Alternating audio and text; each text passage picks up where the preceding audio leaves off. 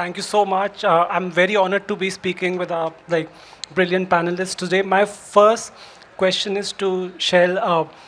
You started your career with crime writing, and since then you have published this very famous 11 series, Nordic noir, Oslo Detective. So first, I wanted to know, why is this subgenre of police procedural so big in Scandinavian crime writing? And secondly, has your uh, writing changed over the course of these 11 books in the series?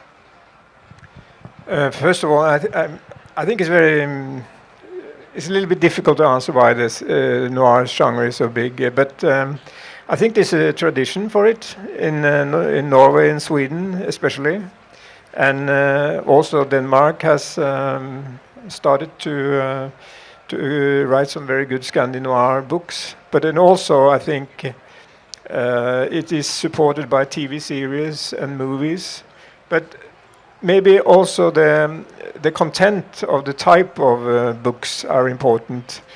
These Scandi-noir books tends to concentrate on social issues, try to analyze a bit about how things happen.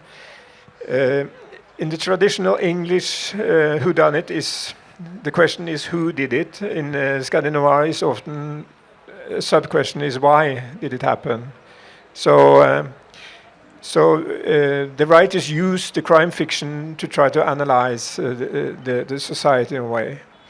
And of course, my writing has changed a bit because I'm more experienced, and I tend to try to in the later years to understand more historical questions. I also write some historical books because I think it's very important to understand history, to understand ourselves and the time we live in. Tell us more about your standalone novels. You talk about the historical fiction, which is set during the Nazi occupation of Norway. Then one of your novels is set in Kenya, set in Africa. Yes. Yes. Yeah. So just tell us know about this. Let us know about this whole evolution. The book Little Drummer takes place both in Norway and in Africa, and the reason is that I was interested in the relationship between rich countries and poor countries, the aid that are given from rich countries to poor countries. Often goes wrong because of sometimes corruption or greed or the organization of it. So I was interested in one special kind of aid given to people living in villages around Lake Victoria in Kenya, because Norway has strong tradition for fisheries. They wanted to help to make the fisheries more effective in the Lake Victoria, and the reason was this a disaster, because they emptied the lake for fish, and now the lake is starting to grow, so it's very difficult to make fish to fish there. So I was interested in those connections, and so I invented a crime story. I invented a murder in Norway that had relations to Africa, and that is the way I write. I try to do a lot of research. I'm very inspired by research, because learning new things makes me more eager to learn more, and I get inspiration to write my own things. Tell us more about your research into the history and also the police, the way the police operates, and... Yes, like this book, The Little Drummer, there was the research was going on in Africa, how to go there. But I also had been there, because before I started to write, I was a teacher in high school, and we had exchange programs with the African schools. So I was so lucky I could travel there, and I could learn a lot of things. So that's when the idea came from. From that time, I was in Africa as a teacher, and then I had to go back to start to find out what was going on, make interviews with the local people, being with them, fishing, and try to interview journalists that knew about these projects and how they had failed, etc., etc. And then I was also inspired, because I am always inspired by meeting people, and the models for these people in Africa, the African policemen, the African journalist, is live models. So that's the way I work. So, and also I'm looking at photos and seeing newsreels, old films, anything that can highlight the theme is in my interest. Tanuj and Bulbul, Tanuj Solanki has written 4 works of fiction, literary fiction, the 4th one being Manjhi's Mayhem. I want to know why you decided to write this novel in the genre of crime. Yeah. So I think I've still written a novel. So I've written 4 works of fiction, and there is a genre difference between my the latest book Manjhi's Mayhem and the other 3 that have preceded it. But I have always been a reader of crime fiction. So a reader of American crime fiction in the 1930s, 40s, 50s, and also a reader of Scandinavian police procedurals and Nordic crime. So I kind of knew that I will write a crime novel one day, and thankfully I wrote it now in 2022 when I had the skills, like when I could take it on. Had I tried the same novel, the same subject matter 4 or 5 years ago, I might have butchered it. So, but I really enjoyed it. I think a certain kind of crime novel has been missing more or less in Indian English, which is to say the kind of Raymond Chandler, Jim Thompson kind of 1930s, 40s. In the US, we saw a lot of it. What you would call pulp fiction, or what would sell at one time in the US for 35 cents at bus stations and all. So we don't have a lot of that in India in English. And we have had that. The other language, Indian language I'm familiar with is Hindi. So we have had a tradition of that in Hindi, but not so much in English. And I wanted to write something pulpy, sexy, and something that can be picked up and finished in 4 hours, while still saying some things which need to be said in today's India. So it was a tough project, but I had enough inspiration from crime writers who have come before me. How did you create this character, this anti-hero Manjhi? And what was the inspiration, and how did you go about it? So I thought the plot comes later, right? First you make the person in your head. And my first ever short story, I wrote it, I think, in 2009 or 2010. It somehow had a security guard in it, right? And it's a bad short story, and never published. But the figure of the security guard was always in my head, in the sense that in India especially, security guards outside malls or cafes or other places like this, they are basically guarding entry to a place that they themselves cannot enter, or at least cannot enter as a full person. And that idea was always in my head ever since I started writing. And so it was clear to me that there would be this person who would be a security guard outside a posh cafe, and this person has some story, and he's angry about his position in the world. And then things start to happen. Right across the street, there's a restaurant, and there's the restaurant hostess. She and this hero or anti-hero of ours, they start to look at each other, and they find each other attractive, and things start to happen.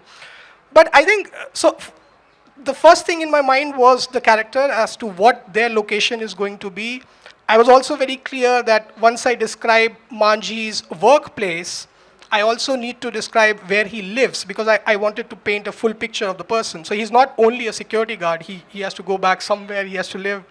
And that's why somewhere in the book you'll also find a scene where he has to wash his clothes, like he doesn't have a washing machine and all. So there is this, unlike, the kind of scenes you would see in a crime novel, I just took time, I'll give it 2 pages, and for 2 pages, Manjhi does nothing but wash his clothes. So I wanted to make this whole full person, and then the plot comes after it, things happen chapter by chapter and so on, yeah. And you have also envisaged this as a series, so like a book 2 and a book 3.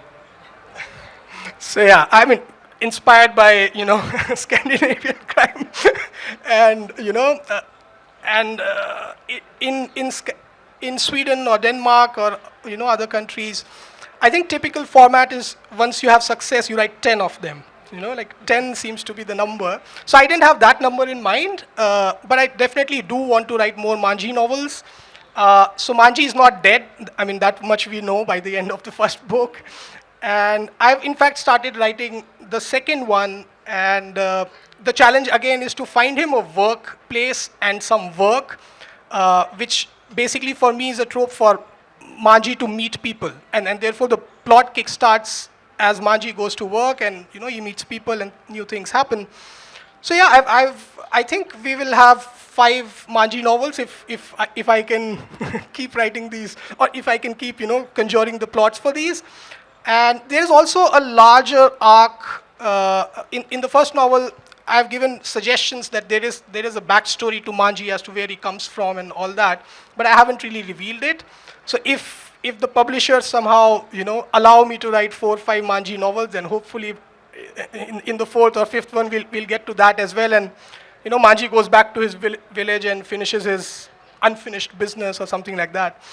But yeah, so I very much want to stay with Sevaram Manjhi and write, I don't know, 3, 4, 5, 6 novels.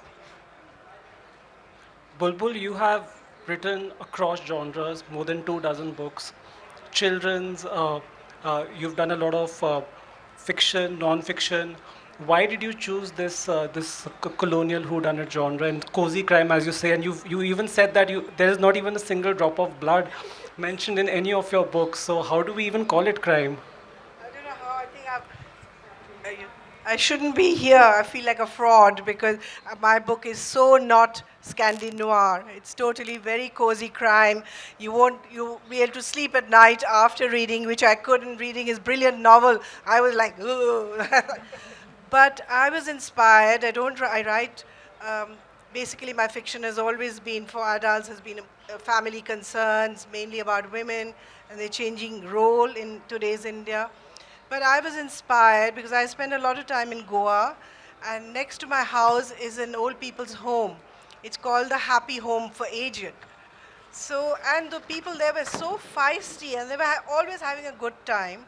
And suddenly, there was a murder in the village. And these 2 of them actually decided to go and help the police. So I was gifted this novel, and I decided I have to write about them. So that was Murder in the Happy Home.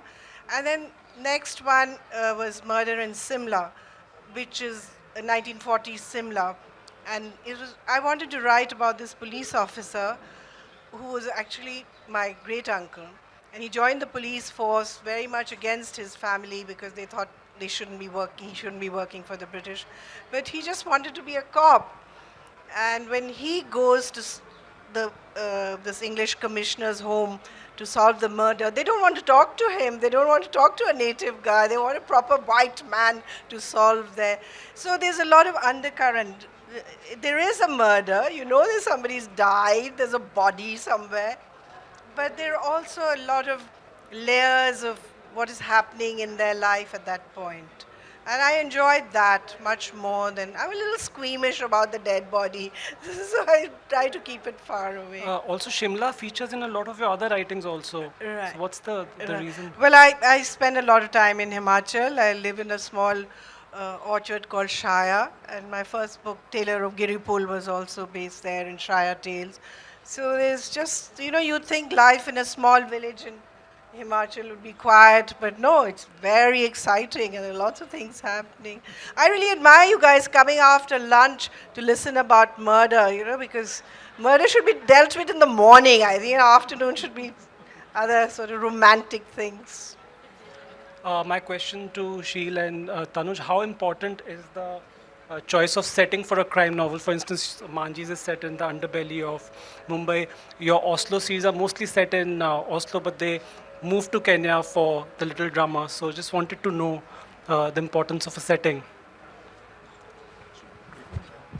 Uh, the setting in Oslo is very important in this series because the first book in this series was written in '93, and the last one, the latest one, is written in 2018. So the city of Oslo has changed a lot, and the whole community, whole Norway has changed.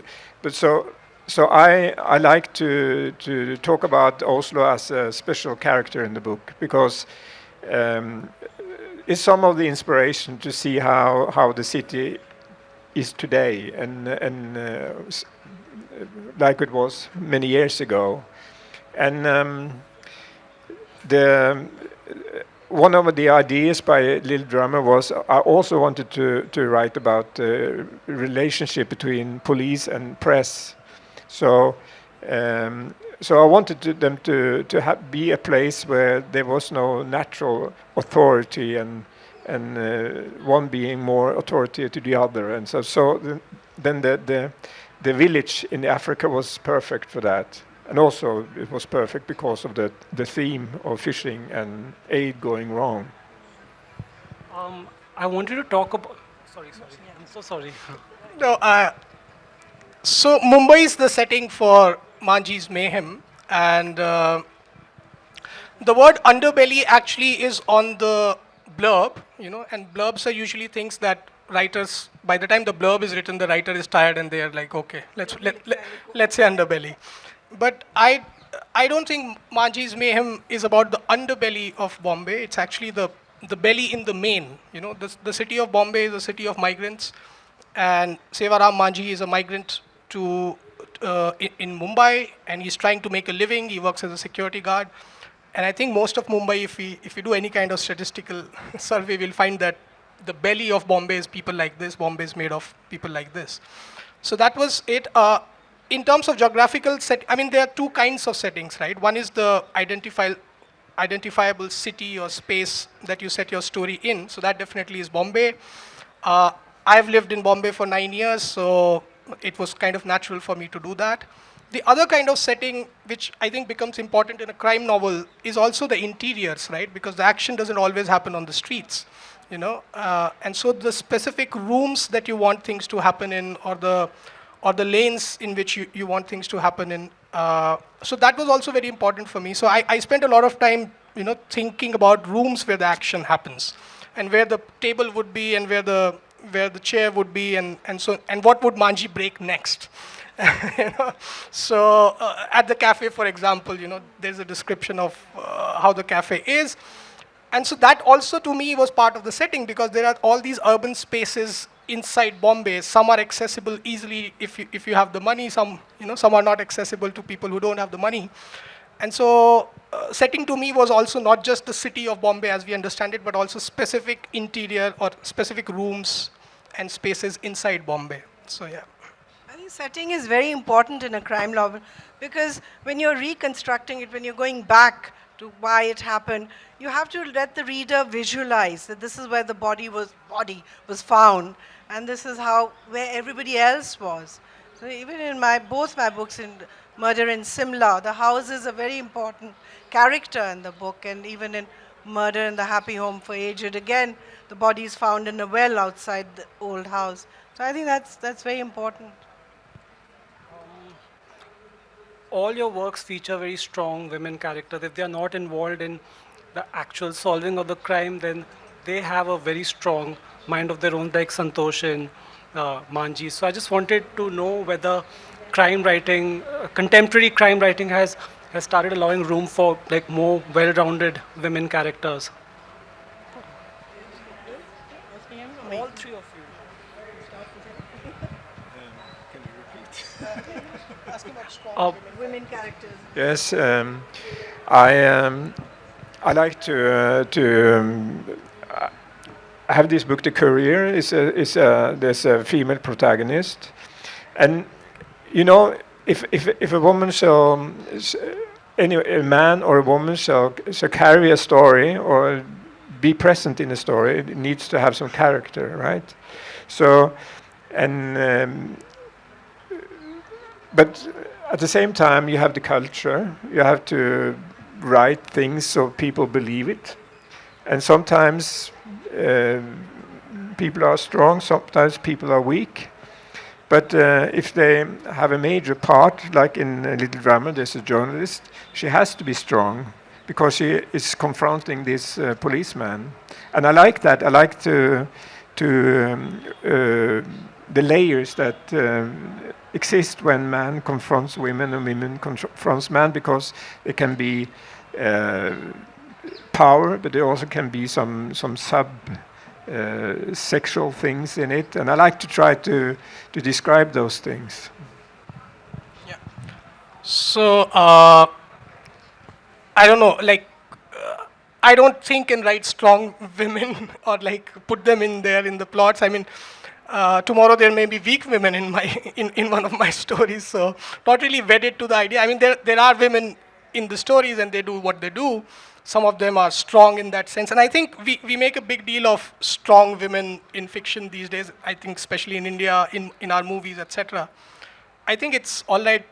I don't think in those terms. So Santosh is what she is. She's pretty much like Manjhi in the sense that she's also a migrant to Bombay and she's also trying to make a living.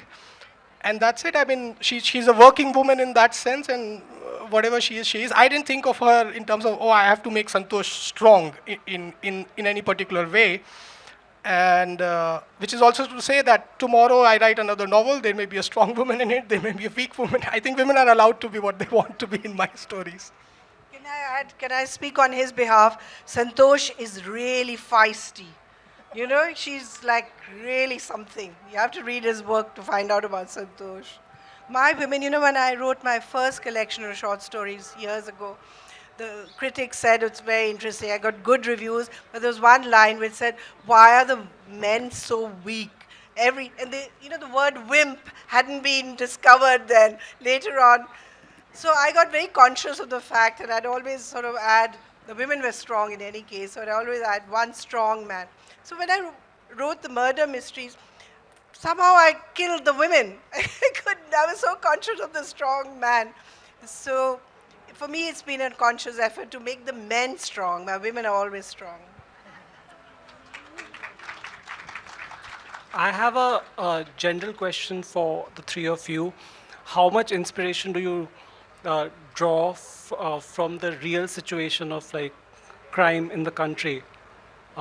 And do you think that the popularity of crime writing is linked in some ways to the growing crimes like across the world? There's a joke in Norway that in Norway there's around 50 murders a year, but in a novel there can be several more. So I don't think the rate of crime is an inspiration. I think it more I use the criminal incident to talk about something else, and so the criminal incident is some kind of alibi for me when I write. Yeah, the same for me as well. I think the crime novel is a way to say things, and it opens a door for you because you have some sort of a format, or at least you can think of it as a format. That doesn't make it any easier to write one, but it does allow you to say certain things. So has any of my personal experience or great deal of research into security guards gone into writing Manjhi? The answer is no.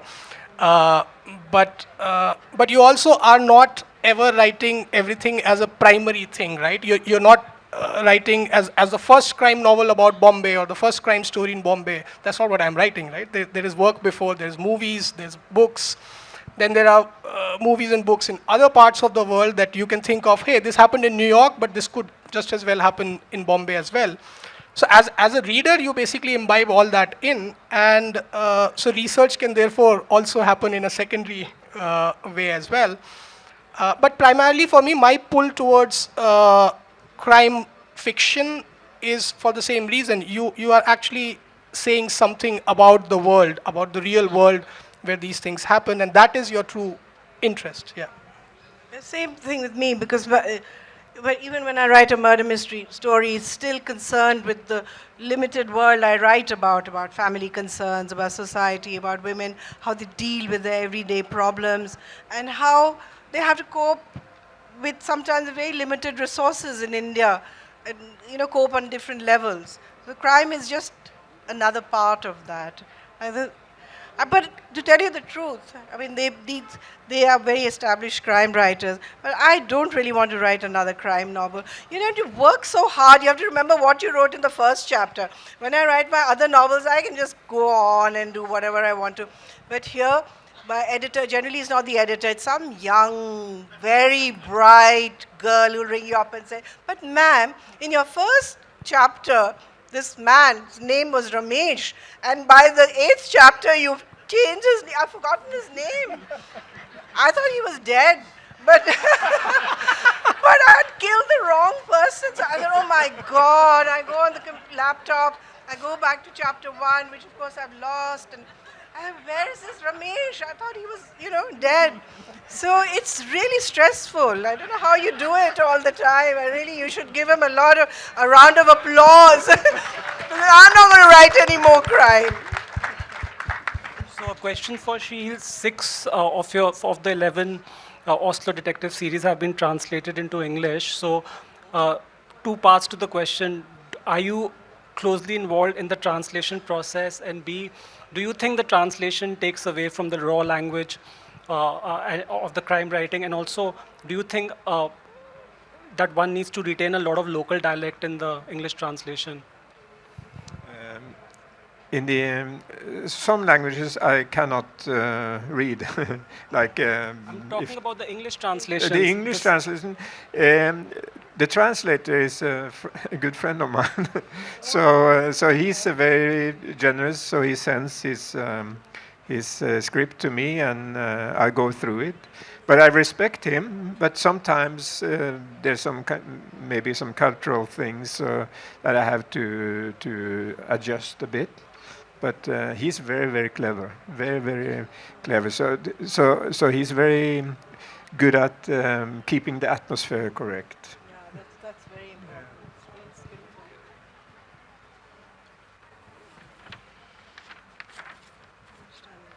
How much time do we have? Should we open the floor for questions, or should we? Yeah. We can ask a lot of questions.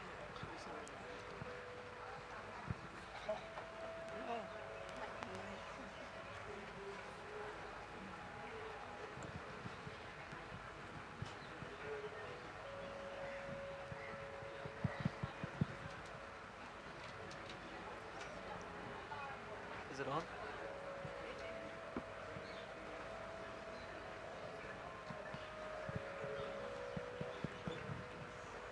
We'll do the Q&A for like 7 to 10 minutes, and then I'll ask like my concluding questions, because we still have 14 minutes to go. Yeah.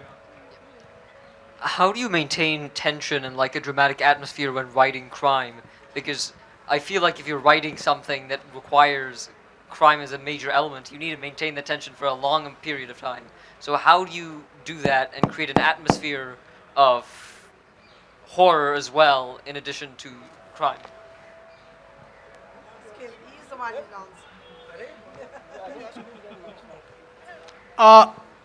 In my case, Manjhi's Mayhem, one of the things I did was not talk about so let's say chapter 4, something has happened. So let's not talk about it immediately in chapter 5. Let's go elsewhere, right? So the reader is left with an event that has happened, is somewhat important, but you don't gratify the reader immediately. You talk about something else which is important, but then you come back to it in chapter 6, 7, 8, whenever. So that's one of the things I have done. But so my novel particularly is not a murder mystery in the sense that there's no big murder that happens in the first or second chapter, and then there is tension or horror to be built. So the problem is actually for you know. No. In my case, it's just ending on a note that the reader wants to go ahead and find out why it happened. And so just leave each chapter with a question for the next chapter. It's about creating small mysteries under the way, so the reader is kept a little bit curious.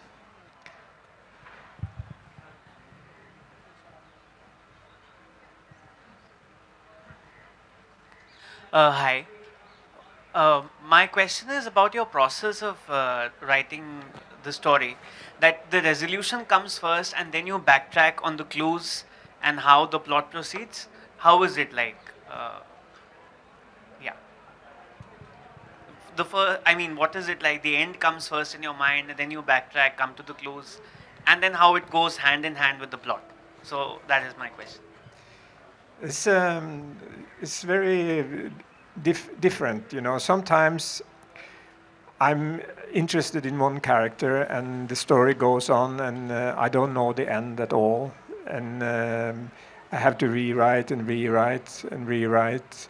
But sometimes I know the end because that's the end that interests me, So it's very, very different how it starts. But I know some writers plot the stories, they use calculation schemes and stuff. I do not that. I start at page 1 and the book, the story comes like the road you go.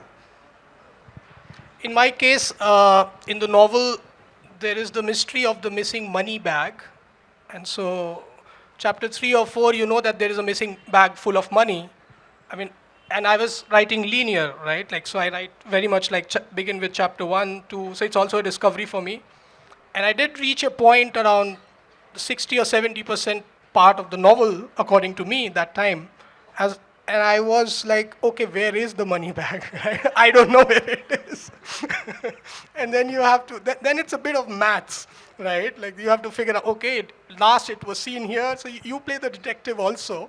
So, but I really want not to do it the next time like this. So maybe I'll have the money bag figured first of all and then come to. Well, in my case, as I explained before, it's really tough. It's like maths, and I used to get 0 in maths in school. But you have to, so what I do actually, I work out the end in my mind, sort of an end. Then it's easier for me to go the other way around. So because unless you have the end, it's very stressful because you really don't know where you're going. So the end is really important.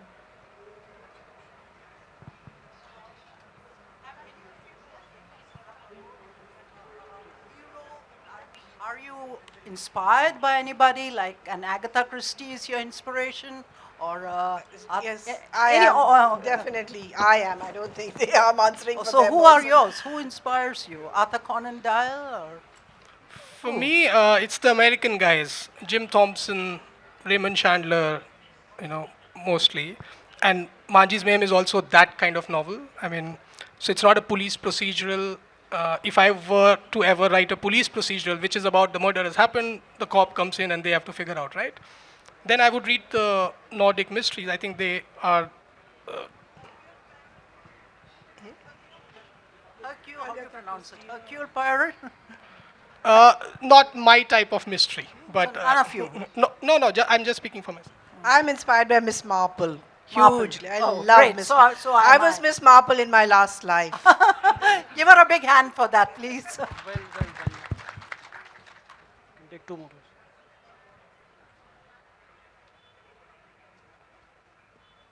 Yeah, hi. When you write your novel, are you a criminal or are you the detective when you write the novel? What role do you play? Because that's very important, right? I think you have to be both. Yeah, but which one do you usually take? Do you take the role of the crime or the role of the detective? Because somebody's a hero at the end of the day. Yes, yes. I think in a crime fiction story, there has to be some kind of justice. So, so the police will win in a way, but not always 100%, because there's a lot of layers in these stories, and why did it happen? So you have to have, sometimes you have to have sympathy for the villain too, I think. Yeah, I mean, so there's a person in my novel by the name of Vinod who does just a couple of things.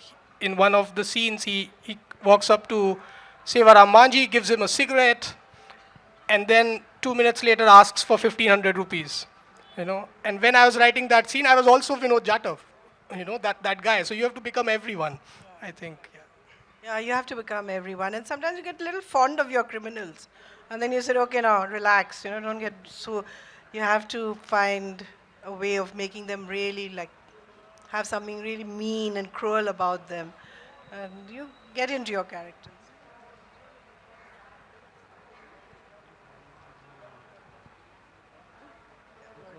One more question. Hi. So my question is now, how important is it in today's date for your, I mean, the criminal per se to be not really a black or white character? I mean, you know, there's a lot of shades of gray. So you don't really show a bad guy as really evil. You have his shades of, you know, his background usually has something what made him a criminal or something that's, you know, that's given him that color. Or is it you can just go with the tradition of the bad guy being totally a bad guy, or you know, or does he have shades of some good in him? I think as a writer, you have to be some kind of, in crime fiction, you need some kind of realism that the story reflects the society in a way, in contradiction, in race and politics. But the author's job has always been to go into the head of people, either they're men, women, black, white, to try to convince the reader that this is the guy. So you have to just do the job, try. Sometimes you succeed, sometimes not. Like for instance, if you like your question, if you, I don't know, many of you must have read Ruth Rendell. Like, she totally goes into the psychological aspect of why he did this. So, but that I feel is almost another genre, isn't it? If you're going towards why the crime more than you know how or when it was done and why it was done. So my guys are bad. Yeah, I mean, it depends on the story, right? Like, and so there is evil in the world, and sometimes, I mean, if you're writing about a serial killer, I imagine I haven't done that, but I think the writer will have to work really hard to have a shade of gray somewhere, right? So it really depends on the story. We can take one more question, one last question, and then I'll. Hello. As a reader, sometimes it gets really difficult, mentally exhausting to read few of the chapters. So, as an author, does it get mentally exhausting to write few of the chapters because maybe they are just that hard to write, or the plot is such way that you know those particular chapters are difficult to write, in a sense? Does that happen? With me, no, it doesn't happen. Like, so I like it. You know, I like when I'm writing it, I like it. If I'm not liking it, if I'm bored, then I'll cut it. I'll cut whatever I'm writing. Absolutely, he's right. If you're bored with what you're writing, poor reader, उसने पैसे भी दिए, you know, can you imagine? So no way. You have to really enjoy what you're doing. I write every day. I mean, I've been made a living of writing for many years.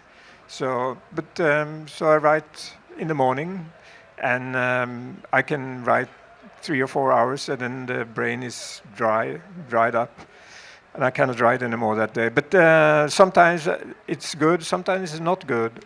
But it takes time to judge it, because the stuff has to mature. So it's a very long process, writing.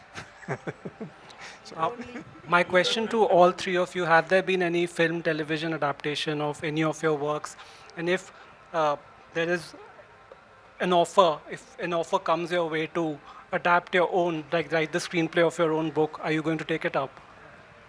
Well, there is a sort of discussion. You know how these things take forever? Discussion about murder in Simla. But I don't think I'd like to be involved in the script because that's a different skill. And unless you're really skilled in this highly competitive world, you really don't want to go in there. Highly competitive world Of or world cinema, of, okay. no, cinema, you know, of crime fiction being turned into. Yeah, for Manjhi's Mayhem, there is some interest, nothing on paper yet. And it is possible that, someone might ask me to write the screenplay. I would love to do that. I have no idea how screenplays are written, but I'll go take some crash courses or something like that on Coursera and at least take a shot at it, like see what happens. But yeah, I really am hopeful that something will happen for this book. There is some interest, so there's reason to be hopeful. I am a little old-fashioned. I think it's two different things, books and movies. I've written a couple of screenplays that has become movies, but I would never like to see my books. They are not based on the books. No. I would never like to see a book be a movie because a book is much richer. It's so when I read a book, I have a movie in my head, and if you read the same book, you have another movie in your head. It's also a major revenue source for writers, so you are losing out on big monies, and so are your publishers. And one of my short stories got made into a short film for television in Australia, and the script they sent me the script, and I couldn't recognize a single character in it. But they were all very nice. I mean, the basic storyline was same, and I just felt fine. Just send me the check. I'm happy. my last question to Sheel, are your books available in India? Do you want to, have you considered having a local Indian publisher? Because they are in English only. No. I'm saying, are the books readily available in India? Is there an Indian edition? Because no, I don't think so. Barring one book, the rest of the works are published by an independent press, and I don't know whether they have strong distribution ties with India. So I don't know about that. Sorry. I think we are short of time. So let's have a big round of applause for our panelists, and I hope to see more works.